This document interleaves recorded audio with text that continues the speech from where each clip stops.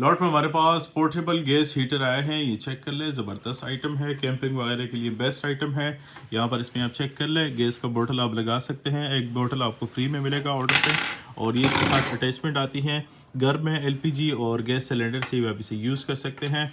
और ये हीटर है, इसको आप फोल्ड करके इससे इस पर आप खाना वगैरह पका सकते हैं। चेक कर ले, अब ये स्टोव बन गया है, ये चेक कर ले, इसका ये अटैचमेंट है, इस पर आप बर्तन वगैरह रख के खाना भी पका सकते हैं।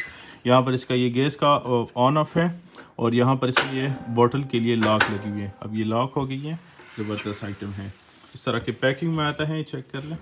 लिमिटेड स्टॉक में हमारे पास अवेलेबल है, इसको मिस ना करें, ऑर्डर प्लेस करें, इम्पोर्ट्स.pk विजिट करें।